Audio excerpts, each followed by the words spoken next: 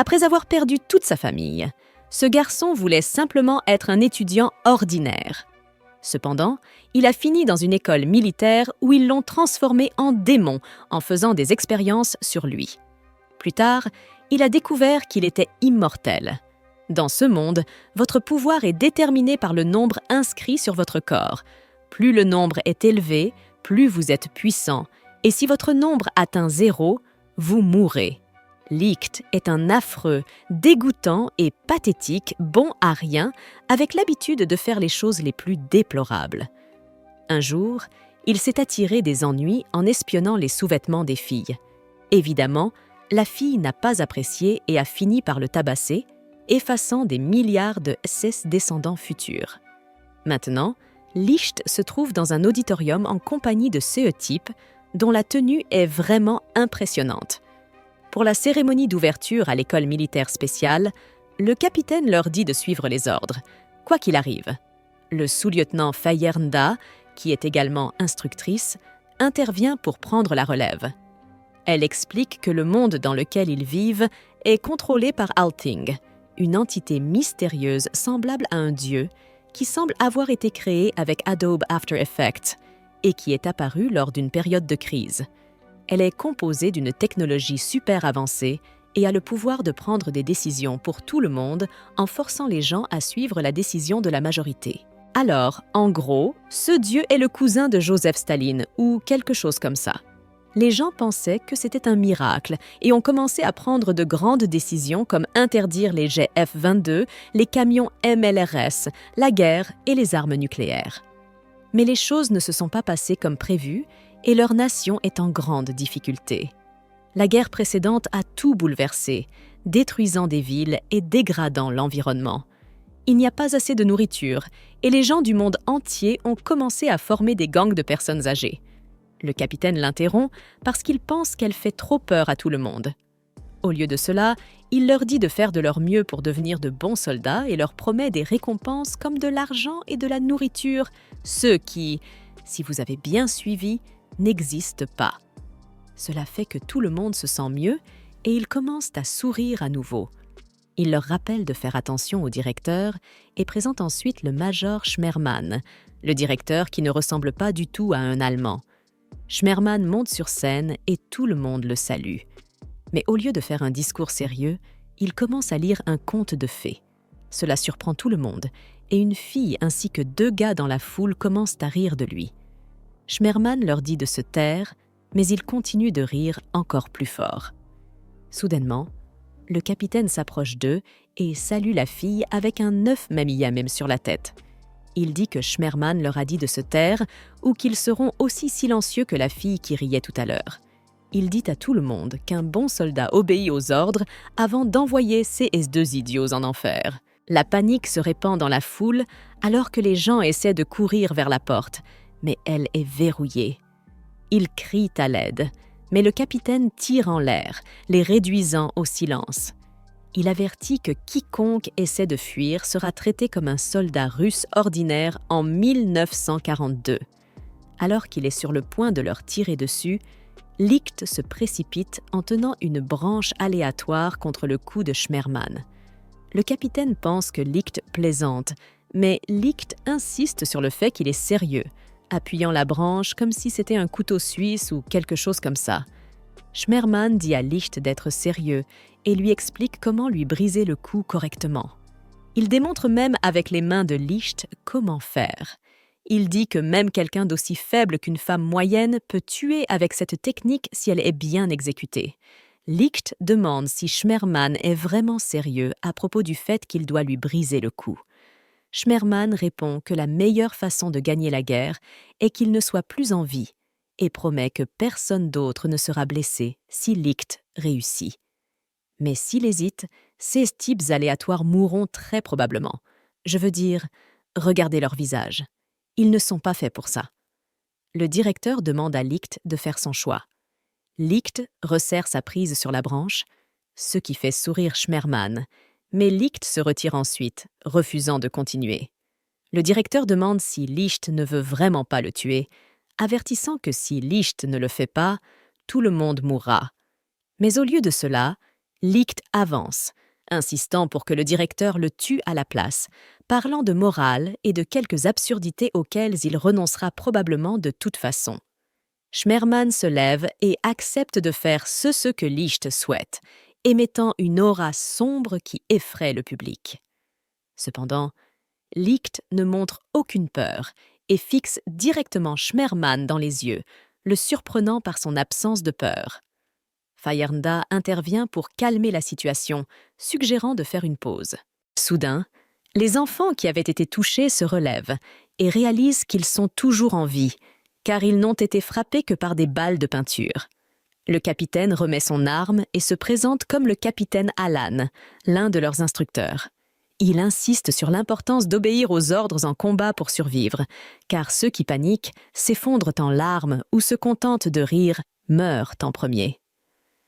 Firenda annonce joyeusement la fin de la cérémonie d'ouverture et renvoie tout le monde. Schmurman discute avec le capitaine Alan dans son bureau, exprimant son intérêt pour Licht, mais Alan trouve le garçon samouraï, Takakazi, plus intrigant. Schmurman explique que Licht a agi lorsque Alan a sorti son arme, mais que Takakazi a agi après qu'Alan ait tiré son premier coup. Alan demande si cela fait de Licht le chef, mais Schmurman répond que pas encore. Schmurman reconnaît le potentiel de Licht et suggère de le faire candidat pour voir jusqu'où il peut aller. Le premier cours à l'école commence avec le directeur Schmurman prenant la tête. Il commence par présenter les règles de l'école, y compris un système appelé le système des étoiles, qui exclut les étoiles stellaires des familles d'espions. Chaque élève reçoit 2 étoiles et s'ils en collectent 10, ils rejoignent officiellement l'armée. Leurs familles reçoivent alors des lingots d'or, des aliments frais, des boîtes marquées nourriture et quelques pièces d'or du jeu Elder Scrolls 4 Oblivion. Cependant, si le nombre d'étoiles d'un élève tombe à 0, il est considéré comme inapte et expulsé, immédiatement envoyé dans un goulag à proximité. Lorsqu'on leur demande comment ils peuvent gagner plus d'étoiles, Schmurman explique que ceux qui réussissent bien dans différentes activités recevront des étoiles, mais que s'ils veulent gagner des étoiles rapidement, ils devront se les prendre les uns aux autres par tous les moyens nécessaires. En gros, c'est comme un battle royal plus une famille d'espions.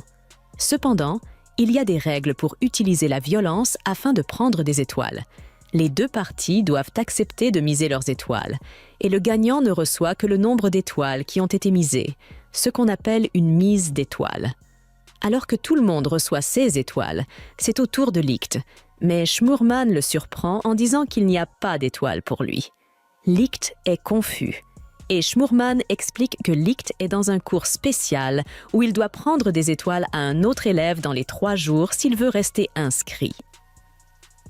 À la fin du cours, les amis de Licht s'inquiètent pour lui, mais il les rassure en disant que cela ne le dérange pas de voler des étoiles. Il est seulement là pour faire sortir Takakazi de l'école.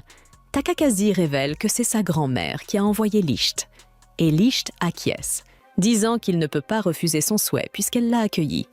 Il suggère qu'ils rentrent ensemble, mais Takakazi refuse, affirmant qu'il ne deviendra pas un tueur comme Licht, ce que sa grand-mère craint, et que Licht ne comprendra jamais pourquoi il veut être soldat. Pendant ce temps, Alan demande à Schmurman pourquoi il a mis Licht dans un cours spécial, et Schmurman explique qu'il voulait tester comment Licht gérerait la situation et voir s'il pourrait répondre à leurs attentes.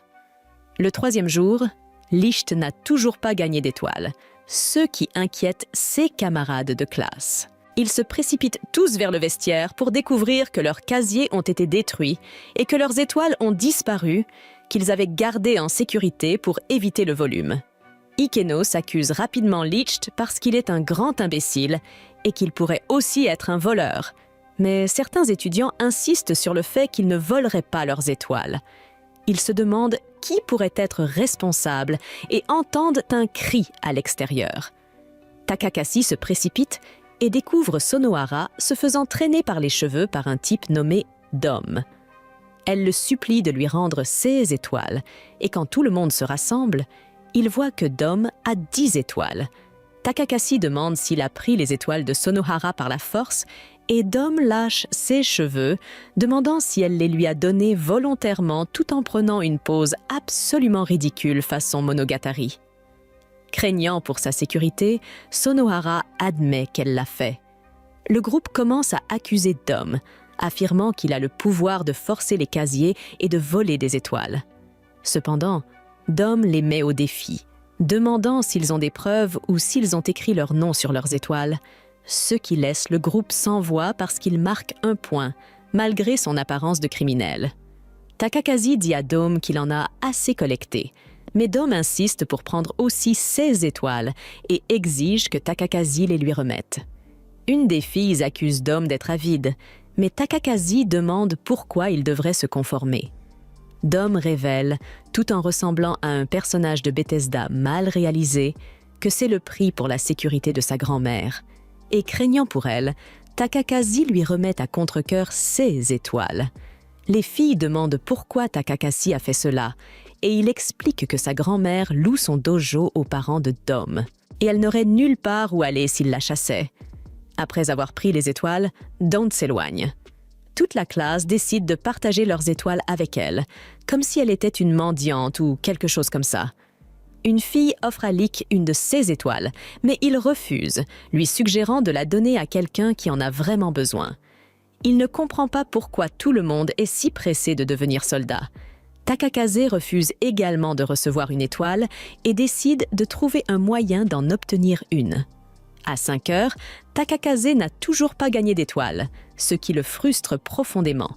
Lick essaie de le consoler, lui disant que ce n'est pas grave parce qu'il n'a jamais voulu que Takakase devienne soldat. Cependant, Takakase révèle que sa grand-mère souffre déjà, perd du poids et sacrifie sa propre ration de nourriture pour les nourrir. Malgré ses efforts pour la convaincre de manger, elle refuse, laissant Takakase déterminé à devenir soldat pour subvenir à leurs besoins, afin qu'il puisse utiliser son Glock 19 sur sa grand-mère si elle refuse de manger. À 6 heures, les élèves qui avaient rassemblé 10 étoiles reçurent l'ordre de se rassembler près de la porte principale. Doan se dirige là-bas, croyant qu'il est le seul, mais Lick lui bloque le chemin, le suppliant de rendre les étoiles de Takakase. Et elle n'aurait nulle part où aller s'il la chassait. Après avoir pris les étoiles, Dom s'éloigne. Toute la classe décide de partager leurs étoiles avec elle, comme si elle était une mendiante ou quelque chose comme ça.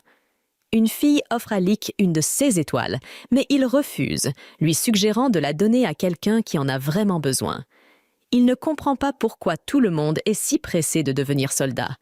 Takakase refuse également de recevoir une étoile et décide de trouver un moyen d'en obtenir une. À 5 heures, Takakase n'a toujours pas gagné d'étoile, ce qui le frustre profondément.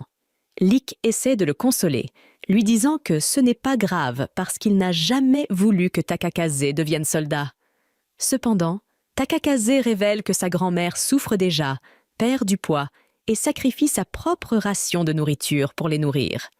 Malgré ses efforts pour la convaincre de manger, elle refuse, laissant Takakase déterminé à devenir soldat pour subvenir à leurs besoins, afin qu'il puisse utiliser son Glock 19 sur sa grand-mère si elle refuse de manger. À 6 heures, les élèves qui avaient rassemblé 10 étoiles reçurent l'ordre de se rassembler près de la porte principale. Doan se dirige là-bas, croyant qu'il est le seul, mais Lick lui bloque le chemin, le suppliant de rendre les étoiles de Takakase. Là, Firenda explique qu'ils ne peuvent pas copier la capacité de vote, mais qu'ils ont découvert de nouveaux pouvoirs grâce à Althing. Schmerman demande à Alan des nouvelles de la guerre. Alan répond qu'elle est inévitable et que toutes les nations s'y préparent. David ajoute qu'Althing aurait dû interdire les guerres pour toujours, au lieu de simplement interdire les armes nucléaires. Schmerman demande à David s'il sait où se trouvent ceux qui connaissent Althing. David dit qu'il les a tous trouvés et demande à Schmerman s'il veut qu'il les élimine quand le moment sera venu. Schmerman accepte. David lui rappelle qu'il risque sa vie et que Schmerman doit tenir sa promesse. Alan rassure David en lui disant que son information génétique est en sécurité et qu'ils le ramèneront à la vie une fois qu'ils auront développé la technologie de clonage. Schmerman demande à Firenda des nouvelles du projet ACS. Elle dit que l'expérience avec les rats de laboratoire a été réussie, mais qu'il y a un problème, des tendances violentes. Un rat a tué les autres avec S.is dents. Schmerman demande pourquoi, et Firenda dit que c'est inconnu, suggérant que le cerveau du rat pourrait être trop petit pour le contrôler. Elle propose de passer à des sujets humains, mais Schmerman l'interdit, surtout d'utiliser des enfants comme auparavant. Il lui demande de lui apporter un bulletin de vote. Elle le lui donne, et il se demande ce qui se passerait s'il le donnait au rat survivant. Malgré les objections, il le fait quand même. Le rat se repose sur le bulletin et ses yeux brillent alors qu'il commence à faire des trucs de type super DBZ. Il manque de peu de toucher Schmerman, mais celui-ci le gèle et récupère le bulletin. Il dit à Firenda que les enfants veulent être une armée qui ne tue pas. Donc, elle doit terminer ses recherches parce que les enfants en auront besoin. La classe termine son entraînement matinal, complètement épuisée. Le capitaine Allen les gronde parce qu'ils sont facilement fatigués. Schmerman intervient, disant que c'est bien qu'ils se dépassent. Puisqu'ils veulent être une armée qui ne tue pas, il commencera leur entraînement. Il leur donnera des armes adaptées à chacun d'eux et les formera à les utiliser. Il distribue des armes médiévales, comme des épées et des haches. Lynn demande pourquoi ils n'utilisent pas des AR-15. Schmerman explique que bien que les armes modernes déclencheront la guerre, celle-ci finira par se transformer en combat rapproché. S'ils sont plus forts dans les combats au corps à corps, ils peuvent gagner. Schmerman retourne ensuite au laboratoire pour voir Firenda, exprimant le souhait qu'il n'ait pas à aller en guerre. Contrairement aux guerres précédentes pour les ressources, celle-ci vise à contrôler la surpopulation, ce que Schmerman voit comme un moyen de se débarrasser des humains inutiles. Il insiste sur le fait qu'ils doivent protéger les enfants d'une telle guerre. Firenda mentionne le projet ACE et suggère de passer aux essais sur les humains, mais Schmerman gèle la pièce en guise d'avertissement. Il ne la laissera pas expérimenter sur ses enfants. Firenda accepte, mais son expression laisse entendre qu'elle pourrait avoir d'autres plans, ce qui est acceptable parce qu'elle est séduisante. Une terrible nouvelle frappe lorsqu'ils reçoivent l'information que David a été tué. Schmerman informe Allen que la partie la plus troublante est le dernier message de David, qui semble énigmatique. En diffusant la transmission pour Allen, ils entendent David mentionner qu'ils ont tous été trompés. Le groupe est perplexe quant à ce que David voulait dire par « être trompé ». Firenda suggère que cela pourrait signifier que leurs plans ont été divulgués, et elle recommande donc de se concentrer sur le projet ACE. Cela met Schmerman en colère, qui l'accuse de vouloir utiliser les enfants pour des expériences qui pourraient leur nuire. Il entoure Firenda de glace, mais elle reste imperturbable, révélant que ce sont les gènes de Schmerman qui sont à l'origine des tendances violentes observées chez les rats. Cela met Schmerman encore plus en colère, et Firenda insiste pour qu'ils passent aux essais sur les humains ou qu'ils arrêtent le projet. Les tests ADN révèlent un candidat avec une forte chance de succès, et je vous laisse deviner qui est ce candidat. Dans le bureau de Schmerman, il prend Licht dans ses bras et lui explique la situation. Licht est d'accord, tant que cela garantit la sécurité de tout le monde et leur permet de devenir une armée qui ne tue pas. Les membres de la classe s'inquiètent de l'opération que Licht doit subir. Ils demandent pourquoi Licht est le seul à prendre un tel risque. Takakaz dit à Firenda qu'ils ne peuvent pas supporter d'être des personnages secondaires dans un autre anime générique avec un adolescent aux cheveux noirs comme protagoniste. Cependant, Firenda explique que l'opération est pour leur protection. Et comme ils ne sont pas encore des soldats professionnels, ils ont besoin de quelqu'un avec des compétences spéciales. Et Licht est le candidat idéal sans raison apparente.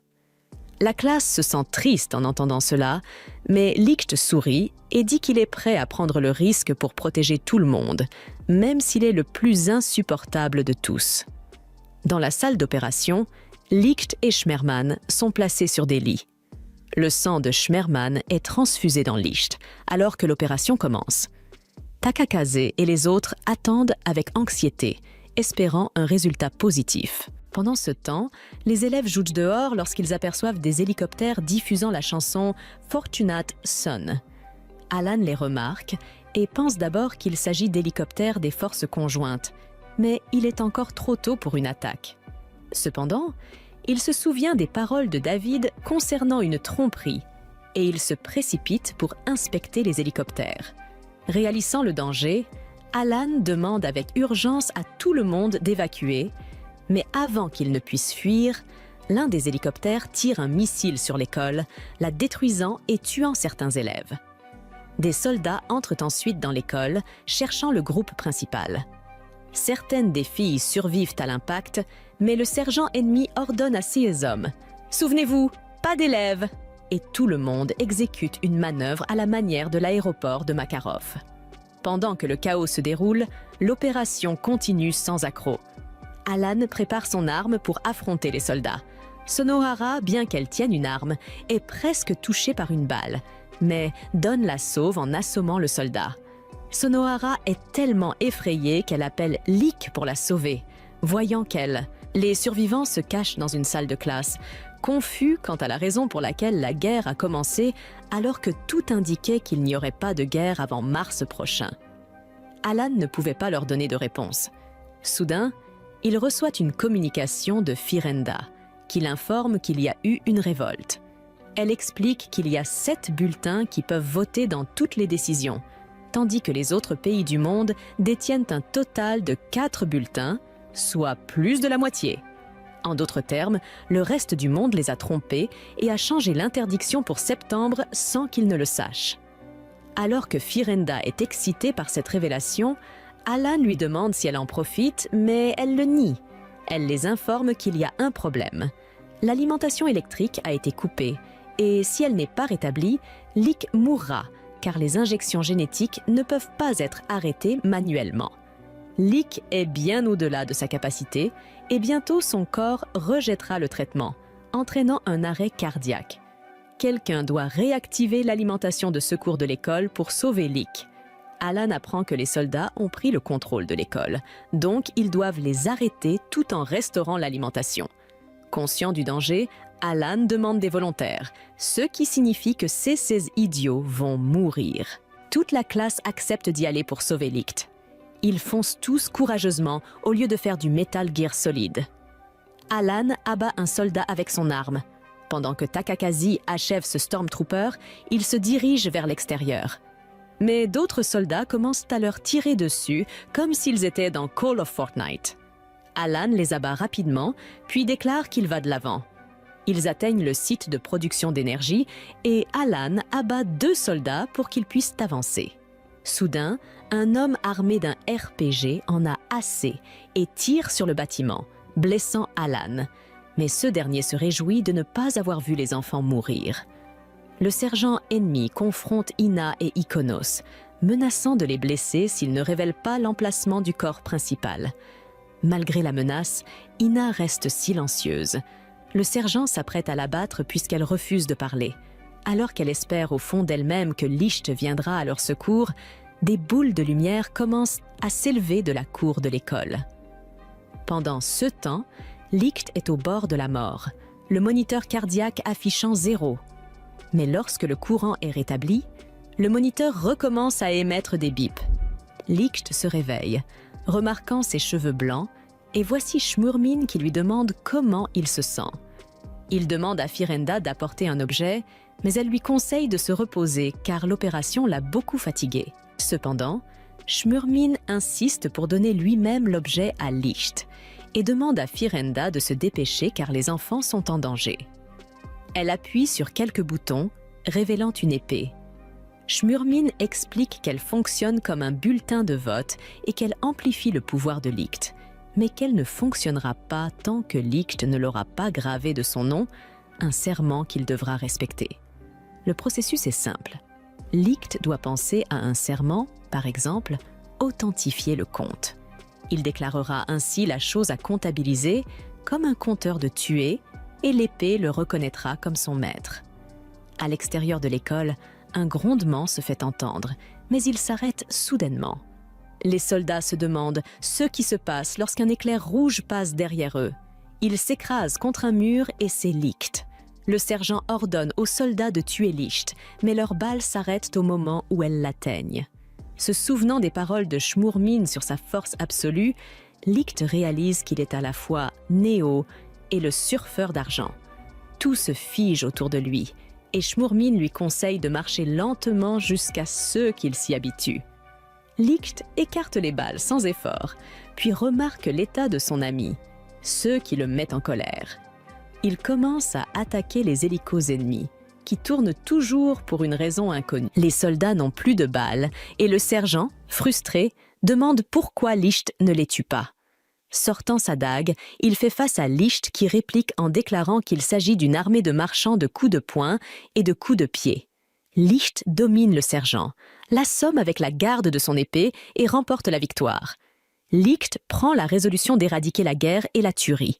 Il sait que ce ne sera pas facile, mais ensemble, ils surmonteront les épreuves. Ikonos prend les devants. Les filles sont soudain amoureuses du riz fou de Licht, et les garçons aussi. Ils rient tous ensemble lorsque le sergent et ses hommes apparaissent, se moquant de leurs idéaux. Ils révèlent leur corps bardé d'explosifs avec l'intention de tout les faire sauter. Mais avant que le sergent ne puisse appuyer sur le détonateur, Licht passe devant lui, l'arrache et le brise, insistant sur le fait que le monde est cruel et que la survie signifie soit qu'il meure, soit que Licht et ses amis meurent. Il lance le compte à rebours, expliquant que c'est en tuant qu'ils protègent leur famille.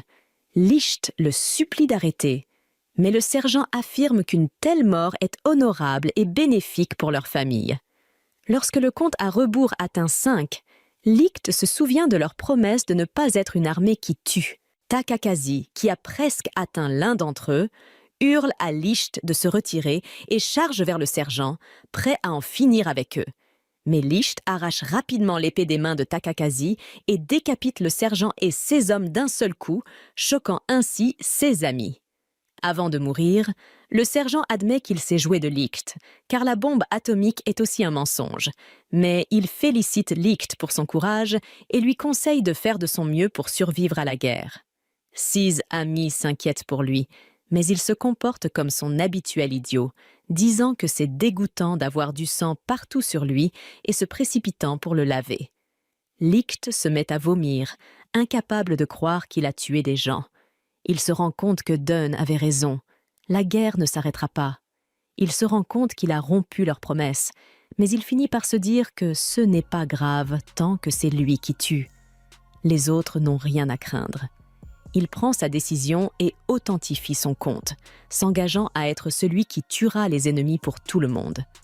Licht revient vers le groupe, triste, mais leur promet qu'ils feront en sorte de mettre fin à la guerre rapidement, ce que tout le monde accepte. Ils célèbrent leur paix, mais Licht décide alors qu'il ne les laissera tuer personne et que leur classe sera une armée qui ne tue pas, sauf lui, car il adore tuer maintenant. Il ne les laissera pas ressentir ce qu'il a ressenti lorsqu'il a tué pour la première fois. Ce jour-là, la guerre a éclaté dans le monde entier, une guerre destinée à réduire la population mondiale jusqu'à ce qu'elle soit égale à sa production alimentaire. Licht est parti à la guerre et en est revenu sain et sauf. Mais ses camarades de classe ont remarqué son changement d'humeur. Ce jour-là, il avait tué 337 personnes ce jour-là, débloquant plusieurs fois la capacité du missile Predator. Alors qu'il se lave sous la douche, il est toujours dégoûté par ce qu'il est devenu. Mais une jeune fille nommée Nana s'approche de lui et lui demande s'il va bien. Il la dévisage, puis sourit. Licht devint le 2e aîné après de nombreuses années, jouant avec la jeune fille et s'occupant d'elle comme un grand frère. Cependant, il commença à changer de plus en plus chaque jour en raison de la surexposition aux gènes de Shmerman. Il commença à développer des cicatrices inguérissables sur tout son corps et son esprit, les pulsions meurtrières de Shmerman prenant de plus en plus le contrôle au fur et à mesure qu'il tuait. Lorsqu'il a tué 10 000 personnes, il n'avait plus la capacité de se moquer. Même lorsque les filles ont essayé de le réconforter, il a perdu son riz, leur ordonnant simplement de ne tuer personne et s'en allant. Les filles se sont rendues compte que Licht n'était plus lui-même, ce qui les a rendues tristes. Ikenos insista pour qu'elles ne renoncent pas à ramener leur joyeux Licht. Firenda a réussi à le convaincre que s'il ne tuait pas, d'autres devraient commencer à le faire. Depuis, il a pris un masque qu'il porte en permanence et qu'il n'enlève jamais devant les autres. La classe se rend au bureau de Shmerman, Takekaze en tête. Ils déclarent qu'ils ne peuvent pas laisser Licht faire tous les meurtres seuls, car ils sont une équipe et ils aimeraient avoir la capacité de tuer jusqu'à ce que Shmerman leur demande s'ils veulent vraiment subir les opérations que Licht subit. Ce qu'ils confirment tous, ne voulant plus que Licht soit distant. Shmerman est d'accord, ce à quoi Alan s'oppose. Shmerman suggère d'anticiper sur le calendrier puisque le plan prévoyait de les opérer tous. 4 autres sujets compatibles sont trouvés et deviennent des as. Takakazi, Doan, Sonohara et le capitaine Allen. Ils espèrent que cela empêchera Licht de tuer tout le monde. Cependant, lorsque Takakazi et Sonohara essaient de suivre Licht pour sa prochaine mission, il leur ordonne de ne pas venir, menaçant Takakazi de le découper s'il désobéit. Ils n'arrivent pas à croire que Licht soit devenu si froid, ignorant que Licht est blessé sur le champ de bataille, mais qu'on ne peut pas le prendre au sérieux à cause de ce masque ridicule qu'il a choisi. Firenda dit à Allen et Shmurman qu'il est temps de passer à l'offensive et de viser les autres bulletins. Elle les prévient qu'ils seront éliminés s'ils restent sur la défensive. Allen s'y oppose, mais Shmurman est prêt à lancer le deuxième plan, baptisé Al-Sha.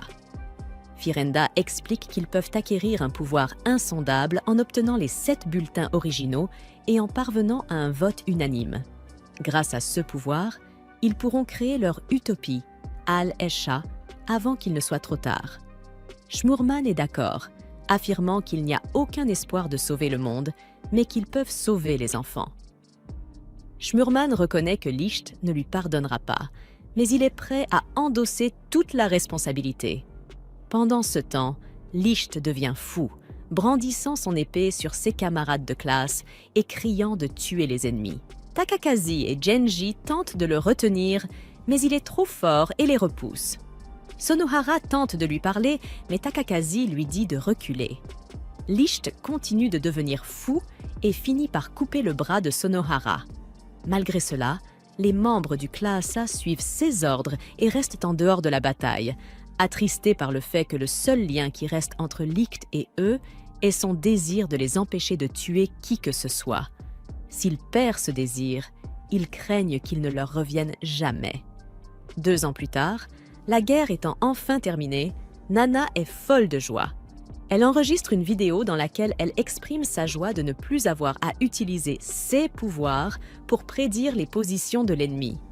Elle avoue même ses sentiments pour Licht, évoquant l'étincelle qu'elle a ressentie lors de leur première rencontre. Elle prévoit de faire de cette vidéo sa lettre d'amour à Licht. Cependant, Licht s'est endormi pendant 3 mois depuis la fin de la guerre.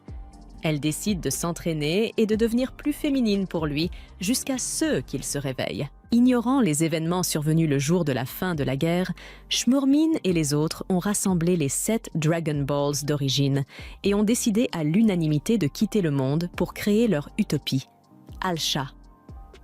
Utilisant tous les pouvoirs insondables, ils créèrent un continent au-dessus du sol, puis, par un autre vote unanime, ils pillèrent toutes les ressources d'en bas pour empêcher les attaques venant du sol. La population d'Al-Sha a été créée à partir d'embryons de personnes de différentes nations et races. Cependant, la nouvelle population était tenue dans l'ignorance de l'ancienne civilisation et de la véritable nature de l'Althing. Al-Sha était gouverné par le pouvoir absolu et l'Estiès fit avec un décompte de la population. Al-Sha prospéra tandis que les abysses, le monde laissé derrière lui, luttaient avec des ressources limitées dépouillées par Althing.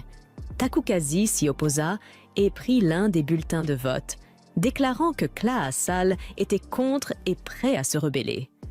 Il s'est enfui avec le bulletin, mais Firenda a empêché Allen de le poursuivre, insistant sur le fait que c'était à Licht de s'en charger. Lors de leur dernière confrontation, Licht a fini par tuer Takukazi. Claasal est choqué. Tombé au sol, Takukazi se remémore les moments de sa jeunesse avec Licht. Le masque de Licht tomba enfin et il pleura en réalisant ce qu'il avait fait. Firenda le réconforta Mais Ikenos lui tendit la main pour lui donner une chance de revenir. Mais Licht s'en voulut et ne revint jamais. Depuis ce jour, son cœur a cessé de battre. 20 ans après la guerre des déchets, Licht se réveilla enfin, inchangé dans son apparence, mais portant le poids des années qu'il avait manquées. Il ne sourit plus jamais et chercha désespérément à savoir ce qu'il était advenu du reste de classe A. Il découvrit qu'ils étaient restés à l'école pour sauver le plus grand nombre possible d'orphelins de guerre. Malgré leurs efforts, la nourriture était rare en raison de la stérilité de la terre, et tout ce qu'ils produisaient était souvent emporté par Al-Sha.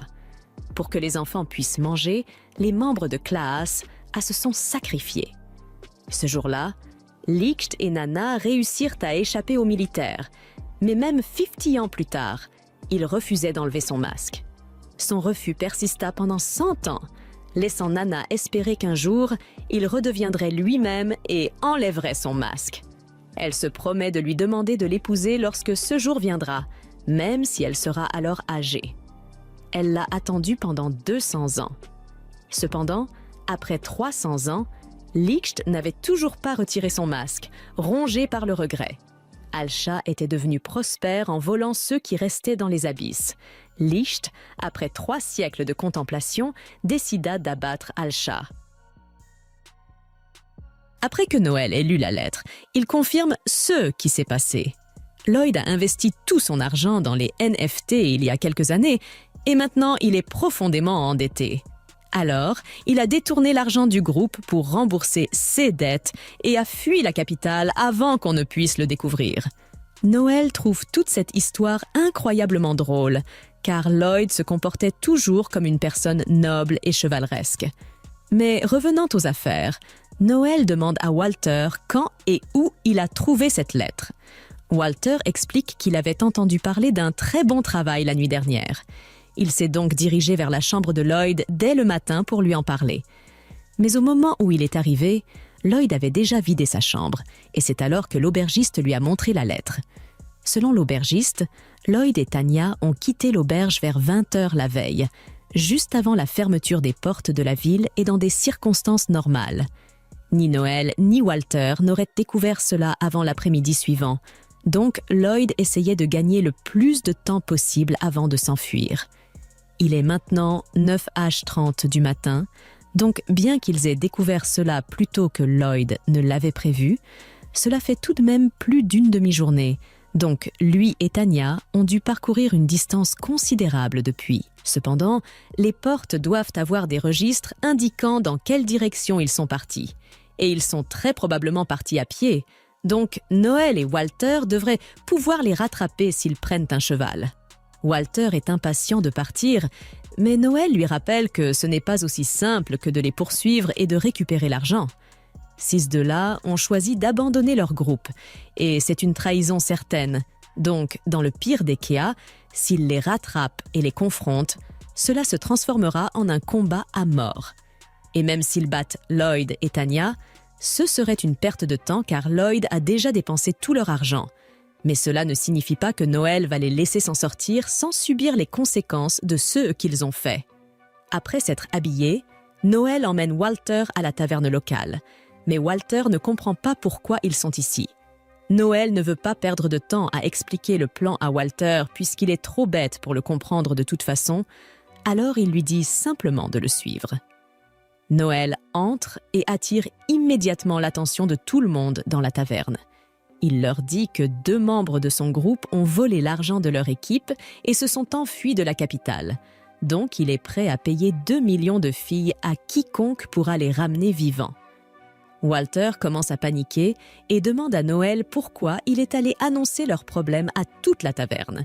Mais Noël répond qu'il cherche une personne en particulier, donc il a fait cela pour gagner du temps. Ce qui signifie que Ina a parcouru plus de 4000 kilomètres. Ina explique qu'elle voyage depuis 5 ans pour trouver l'as légendaire, comme sa mère le souhaitait. Cet as légendaire a une étoile blanche et a accompli des choses incroyables. Ina demande à Nana si elle connaît cet as, mais Nana lui dit que ce n'est qu'une légende.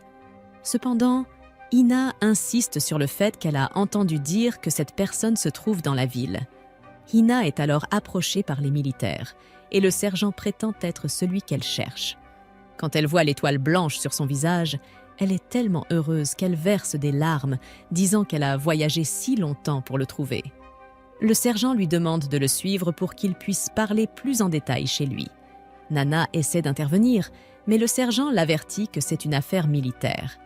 Hina part avec eux en faisant un signe d'adieu et en remerciant Nana et Licht pour leur gentillesse. Hina se retrouve en difficulté lorsque le sergent tente de flirter avec elle. Elle change rapidement de sujet en lui montrant le bulletin. Les soldats adoptent immédiatement une attitude sérieuse, ceux qui la confondent. Le sergent lui demande si elle est une détentrice de bulletin, mais elle n'a aucune idée de ce que cela signifie. Alors, il sort son épée et exige qu'elle le lui remette. Hina explique que c'est un souvenir de sa mère. Il est sur le point de l'attaquer, mais elle l'arrête en disant que son compte est plus élevé que le sien, donc il doit obéir à ses ordres. Le sergent accepte, mais lui dit de parier ses étoiles et qu'il devrait entrer dans un pari d'étoiles, sinon il n'a aucune obligation de lui obéir. Hina accepte, ne sachant pas ce que cela signifie. Alors que cela devient officiel, des mains commencent à sortir du sol et le sergent réduit la distance en la frappant, expliquant que le pari d'étoiles est un combat officiel où ils misent de leur compte. Ensuite, il la jette par la fenêtre, la suivant dehors, disant que le pari d'étoiles est un privilège donné aux soldats. Il commence à l'étrangler et elle le supplie d'arrêter. Il dit que cela signifie qu'elle accepte sa défaite. Les mains sortant du sol apparaissent et prennent toutes ses étoiles, ne lui en laissant qu'une, puis les ajoutent à celle du sergent. Il lui demande de remettre le bulletin, ou préférerait-elle un autre pari d'étoiles? Elle demande pourquoi il fait tout cela, alors que l'as est censé être un héros de la guerre des déchets. C'est à ce moment qu'il révèle que les étoiles blanches sur son visage étaient fausses et ajoute que l'as qu'elle cherche est probablement mort puisque la guerre a eu lieu il y a 300 ans. Il les traite, elle et sa mère, d'idiotes pour avoir cru à un tel conte de fées, disant qu'elles ont gaspillé leurs années à chercher quelqu'un qui n'existe pas, ce qui rend Hina triste qu'il l'ait trompée et que sa mère ait eu tort. Il continue de la pousser à donner le bulletin de vote lorsque Licht arrive pour la sauver, disant qu'il pariera pour elle. Mais il rit, voyant que Licht a un 999 négatif, l'appelant le plus bas des bas et que Licht ne peut pas le vaincre. Il donne un coup d'épée à Licht, puis l'envoie voler contre un banc. Hina court le voir, mais le sergent l'écarte et commence à taillader Licht en se moquant de lui. Mais ses hommes lui disent d'arrêter, car bien que le compte de Licht soit négatif, il n'a pas été envoyé dans l'abîme et Licht annule toutes ses attaques, ce qui pousse le sergent à s'arrêter, réalisant que c'est vrai. Il demande à Licht de s'identifier et s'apprête à le couper, mais Licht l'esquive et apparaît derrière Hina. Il lui dit d'arrêter de chercher les as, car ce ne sont pas des héros mais des meurtriers, et qu'elle devrait simplement retourner vivre une vie normale. Son masque se brise sous le coup du sergent, révélant son visage, et son épée montre que son véritable compte est 5700 avec une étoile blanche. Il la serre contre lui et Hina se met à pleurer, car c'est l'as légendaire qu'elle cherchait. Licht dit à Hina de fermer les yeux. Ce qu'elle fait. Soudain, le soldat lui fonce dessus. Licht s'écarte très vite et le sol se fissure sous ses pieds, projetant le soldat dans les airs.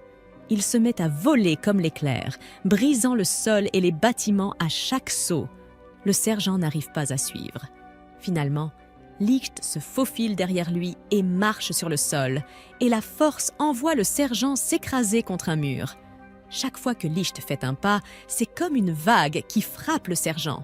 Il exige que le sergent lui rende le compte qu'il a pris à Hina et s'excuse auprès d'elle. Il frappe le sergent avec son épée, mais ce dernier n'abandonne pas. Il continue à l'attaquer, mais Licht l'esquive. Licht l'envoie voler dans les airs et lui assène une série de coups spectaculaires. C'est pour cela qu'on l'appelle l'as des frappes éclairs. Et ce n'est pas parce qu'il a un compte négatif qu'il est faible. C'est juste qu'il a été repoussé par des filles un grand nombre de fois. Il saute en l'air, disant à Hina qu'il lui rendra aussi 6 étoiles. En redescendant, il porte le coup de grâce au sergent, qui abandonne. Les mains prennent 759 points au sergent, n'en laissent qu'un et le donnent à Hina, qui en compte 760. Licht lui dit qu'il va bien et elle se met à pleurer de joie. Puis Licht lui arrache le bulletin de vote en disant qu'il pourrait gagner de l'argent en le vendant. Hina est confuse et Licht dit qu'il a l'avantage parce qu'il a plus de comptes, mais que si elle n'aime pas ça, elle peut parier ses étoiles. Henna pleure à nouveau, disant que sa mère lui a dit de trouver l'as. Licht lui donne une poupée pour le bulletin de vote et lui dit qu'il n'est pas l'as qu'elle cherche avant de partir. Elle revient voir Nana et lui explique que Licht lui a pris son bulletin de vote. Nana examine la poupée laissée par Licht, puis la rend à Hina en lui disant de la garder et qu'elle saura bientôt quoi en faire. Hina regarde la poupée d'un air confus, mais elle explose soudain en fleurs, révélant son bulletin de vote. Licht ne l'a jamais pris, mais Nana ajoute que détenir un bulletin de vote est un crime grave contre les lois alchiennes, ce qui effraie Hina. Dans une petite ville au milieu de nulle part, 2 fonctionnaires militaires, Lin et Peel, aident les habitants. Lin fait le plus gros du travail, car son compte augmente en fonction des personnes qu'elle aide. Peel lui dit que malgré tout, elle ne sera pas promue. Mais Lin s'en moque, tant qu'elle peut aider les gens. Elle affirme qu'elle ne s'écartera pas de sa mission, qui consiste à arrêter les criminels qu'elle voit. C'est alors que Peel lui montre un avis de recherche de Licht envoyé par le QG, révélant qu'il s'agit d'un as légendaire qui porte un masque. Mais Lin ne veut pas croire que les as légendaires sont encore en vie et trouve bizarre que quelqu'un se promène en portant un masque. Mais elle a tort, car il voit quelqu'un qui porte un masque dans un costume de pudding. Lin s'approche de lui, essayant de l'enlever, en disant que la description correspond à l'affiche. Mais la personne se défend en disant que les masques sont différents. Lin se rend compte que c'est vrai et le laisse partir en s'excusant.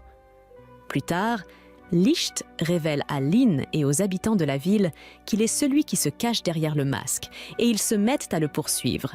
Mais soudain, Licht s'arrête et Lin pense que c'est sa chance de l'attraper. Cependant, il lui crie d'arrêter et la repousse juste au moment où une pointe de fer émerge du sol où il se tenait, l'empalant.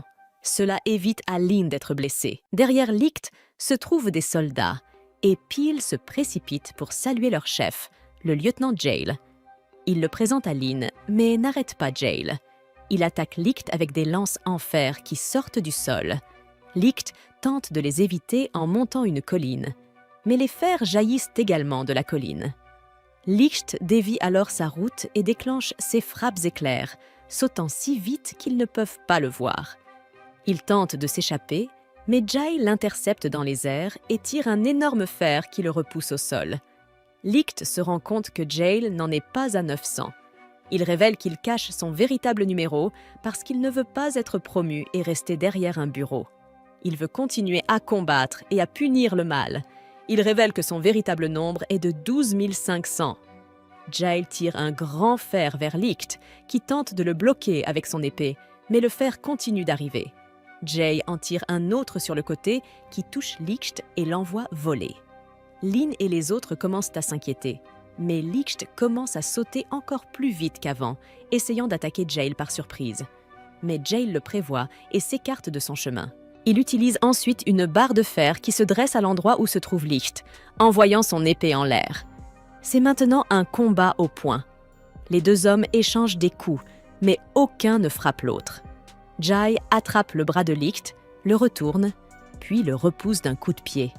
L'épée de Licht tombe enfin, et Jai la rattrape pour la renvoyer à Licht, en disant que ses célèbres coups sont de toute façon trop lents. Licht ne l'accepte pas. Il saute en l'air et les soldats supplient Jail de battre en retraite, disant que si les rapports sont vrais, Jail ne peut pas arrêter la frappe à haute altitude de Licht. Mais Jail ne se laisse pas abattre. Il vérifie si Licht vole ou saute en pointant sur lui des lames de fer. Licht les dévie et Jail en conclut que Licht ne fait que sauter et qu'il ne peut pas esquiver en l'air. Il lance alors de nombreuses barres de fer sur Licht, qui fait de son mieux pour les éviter. Jay explique à Licht que son compte est basé sur ses convictions et que les fers qu'il crée sont basés sur CS convictions. C'est pour cette raison qu'il est capable d'abattre n'importe quel criminel et qu'il est connu sous le nom de volonté de fer, prison de fer.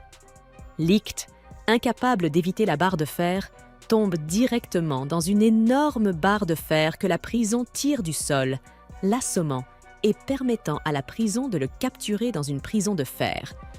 Il défait la barrière de fer, puis Licht accepte la défaite. Mais Jail n'en a pas fini. Il crée un fouet de fer pour frapper Licht. Mais à leur grande surprise, Lynn saute devant, bloquant l'attaque. Elle parle à Jail, lui demandant de se calmer. Mais il la réprimande, disant que c'est la raison pour laquelle elle est encore en bas de l'échelle parce qu'elle n'a pas la détermination nécessaire pour être un officier militaire. Il lui demande d'arrêter de perdre son temps dans des tâches insignifiantes et de se concentrer sur ses devoirs militaires. Les habitants tentent de la défendre, mais elle leur dit de ne pas s'inquiéter, qu'elle est d'accord avec la prison et qu'elle s'excusera. Mais Licht lui dit de ne pas le faire. Il se libère du fer et révèle qu'il n'a pas coupé le fer de Jay, non pas parce qu'il ne pouvait pas, mais parce qu'il ne voulait pas endommager la ville. Jay dit que cela signifie que Licht cachait ses vrais pouvoirs. Il s'arme de bras de fer et attaque Licht, qui bloque l'attaque avec son épée. Leur affrontement libère une énergie massive, provoquant l'effondrement du sol, et Lynn commence à tomber du bord de la falaise. Jay cesse immédiatement d'attaquer Licht et va sauver Lynn. Mais Licht est plus rapide, et il se lance à sa poursuite. Lynn ouvre les yeux et voit Licht qui la tient dans ses bras. Mais il gâche le moment en disant qu'elle est lourde, ce qui la met en colère. Elle tente de lui donner un coup de poing, mais il l'esquive. Puis il la jette sur Jail, qui était encore en train de sauter. Licht fait un signe d'adieu à la prison, mais celle-ci ne le laisse pas partir. Comme il est inutile de se battre en tombant, Jail décide de revenir en créant des marches en fer à partir de la falaise pour remonter. Il fait tomber Lynn, qui lui reproche de l'avoir traitée de lourde. Il se souvient des paroles de Licht, qui disait que la ville était paisible parce que Lynn était là. Alors il décide de l'aider dans son projet. Il construit un parc pour les enfants avec son fer et lui dit qu'elle a 3 jours pour le remplir de plâtre, car son fer ne dure pas quand il est loin. Il ajoute également qu'elle l'accompagnera pour la prochaine mission, ce qui la réjouit. Licht se promène sur le marché avec Hina lorsqu'il est abordé par Lynn, qui lui reproche de l'avoir fait chercher. Elle le remercie de lui avoir sauvé la vie, mais lui passe les menottes pour l'arrêter car c'est un criminel. Leur discussion prend fin lorsque Jail se joint à eux pour combattre Licht. Il crée du fer à partir du sol, effrayant les gens, puis s'arme de son fer et ils commencent à se battre. Il dit à Licht de ne pas se retenir et de révéler ses véritables pouvoirs. Licht recule et il est sur le point de le frapper, mais Nana attire leur attention en disant que leur bagarre a sali la ville. Elle leur ordonne de nettoyer et ils rangent tous les deux leurs armes. Jail se réveille au milieu de la place et la trouve vide. Nana leur avait fait faire la fête et boire jusqu'à l'ivresse. Il réveille Lynn et Peel en leur disant qu'ils doivent aller les chercher. Pendant ce temps, Licht et son groupe se dirigent vers Andesses, tandis que Jail et son groupe se précipitent vers Lindon en pensant que Licht s'y trouve, mais ils tombent sur un soldat affaibli qui s'est effondré sur la route. Ils atteignent Lindon et constatent que la ville a été détruite. Peel attire l'attention de Jail sur le lac, et ils l'atteignent pour constater que le lac n'est plus qu'un gouffre sombre et tourbillonnant dont ils ne peuvent même pas voir le fond.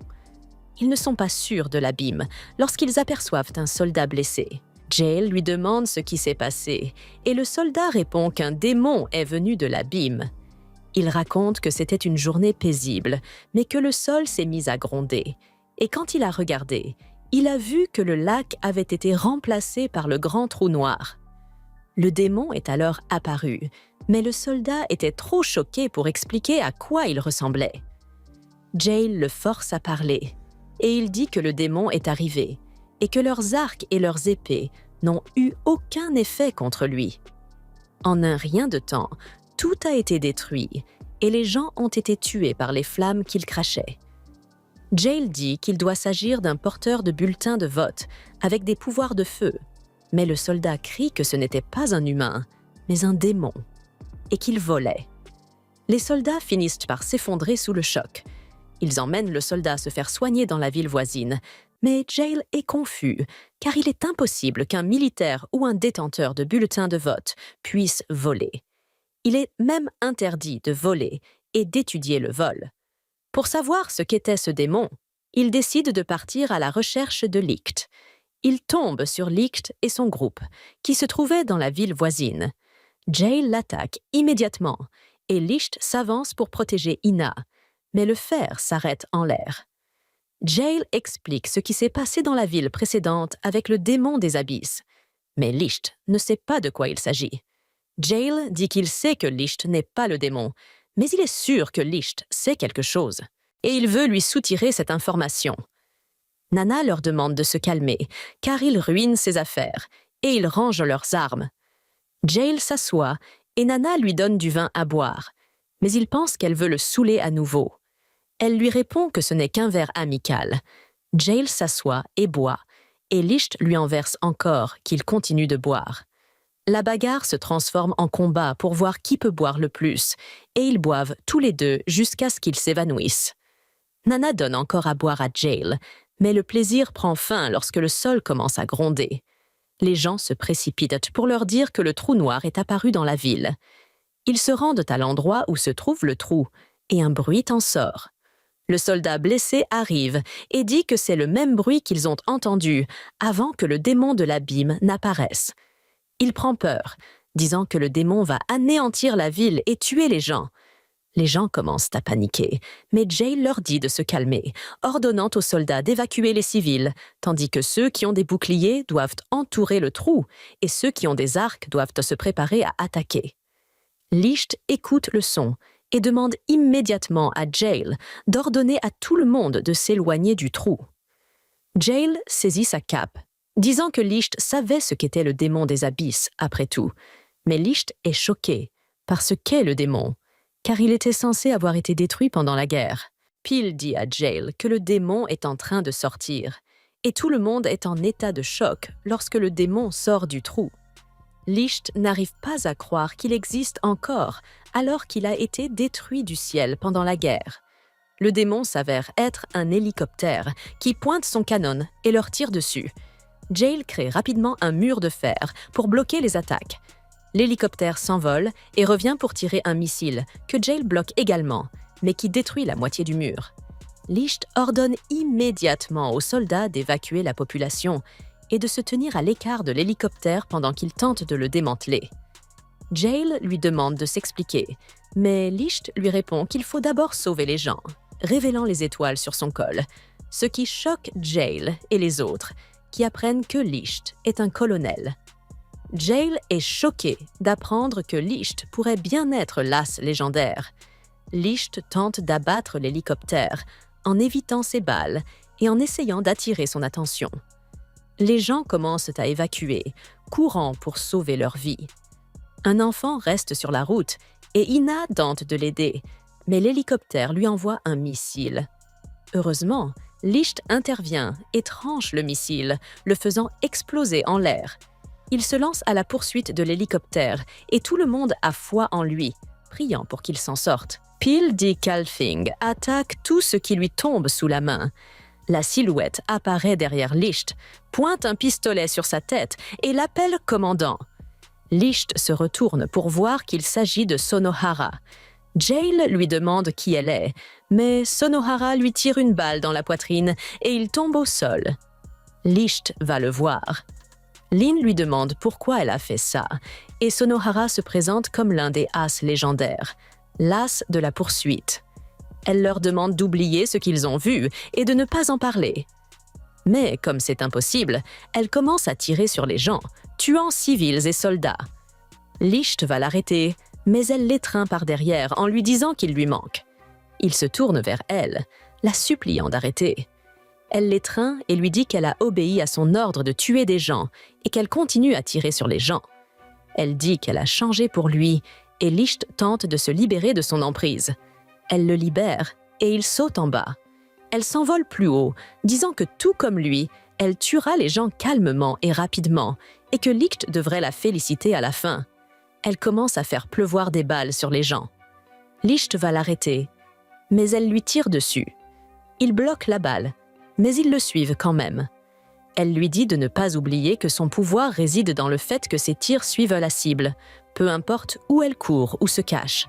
Les balles derrière Licht changent de trajectoire vers l'avant et le touchent, le faisant tomber au sol. Hina court vers lui, mais elle est prise en otage par un autre soldat qui pointe une arme sur sa tête. D'autres soldats de Sonohara prennent les autres en otage. Hill tente de sauver Lim, mais il est frappé et ils sont tous maîtrisés.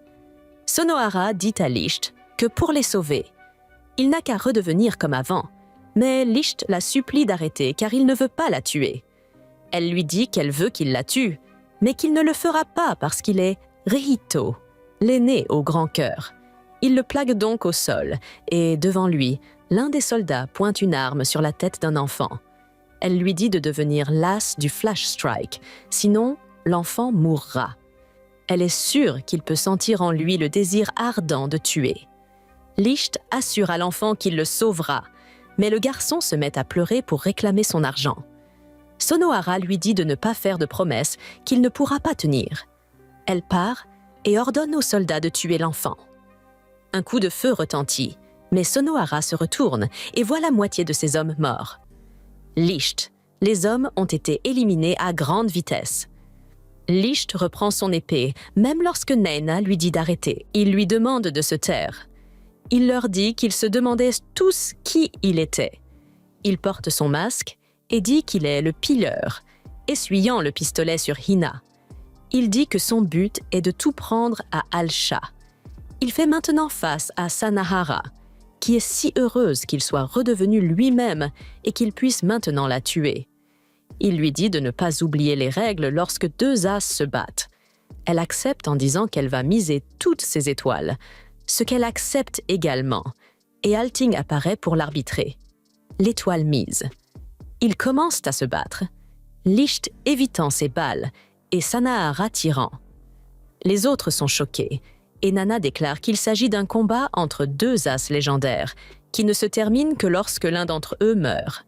L'un dit que Licht s'en sortira, mais Ina dit qu'elle n'en est pas sûre, car le compte de Sanahara est de 32 000, tandis que celui de Licht est de 5 700. Licht dévie les balles, mais une balle l'atteint enfin, le projetant contre un mur. Mais Pil dit que ce n'est pas possible, et que lors du combat entre Licht et Jaël, Licht a tenu bon, malgré le fait que Jaël ait un compte plus élevé, et que la seule possibilité est que Licht cache ses vrais pouvoirs.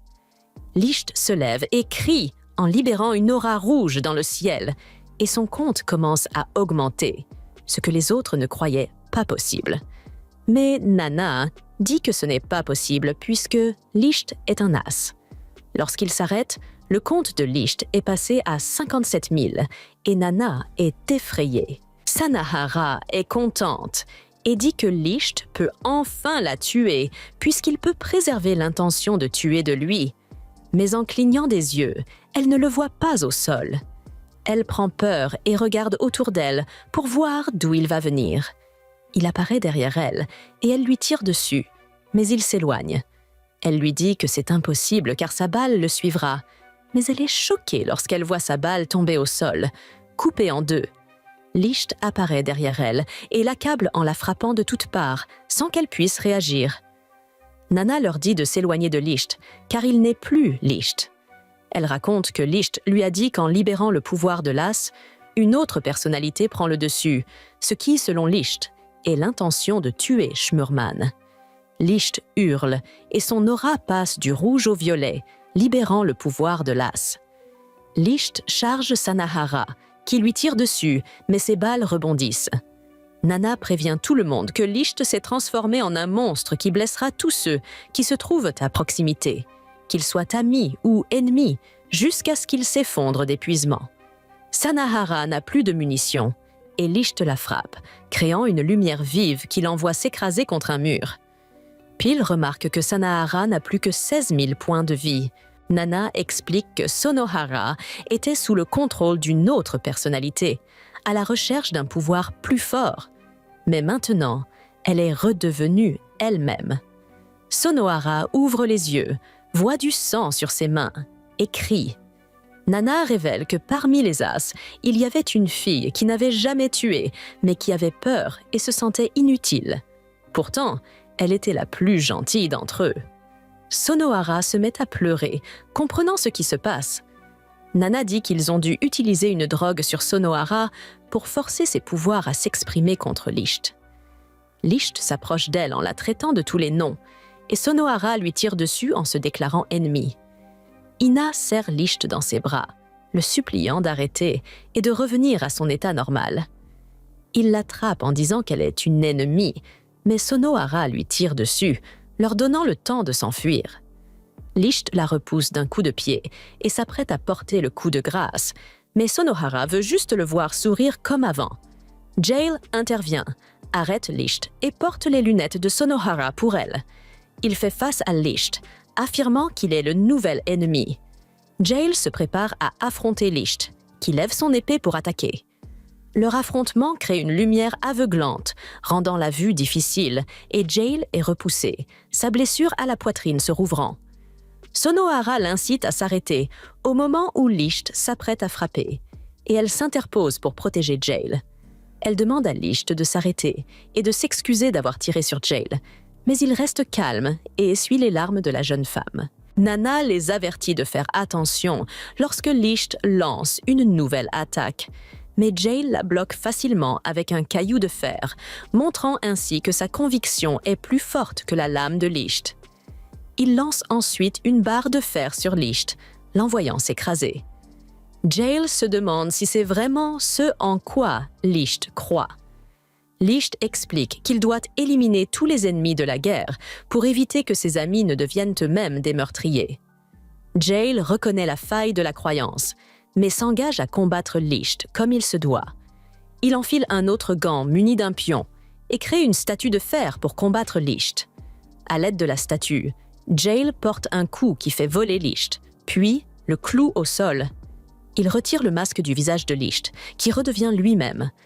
Les autres fêtent l'événement, et Sonohara remercie Jail de l'avoir sauvé, mais il tousse et s'effondre à cause de sa blessure. Il se précipite pour le soigner. Tandis que Hina exprime son soulagement que Licht aille bien, dans le chalet, il soigne les blessures de Licht, dont l'état s'améliore. Hina demande des nouvelles de Jail. Et Pil les informe que Jail a été convoqué par le commandant suprême. Jail rencontre le commandant suprême, qui s'avère être l'ancien capitaine Allen.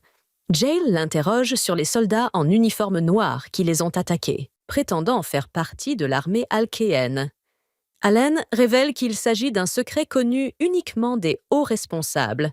Les soldats en uniforme noir font en fait partie de l'unité des services spéciaux du Conseil militaire suprême d'Al-Shehan, chargé des assassinats et des enlèvements sous l'autorité de la famille royale.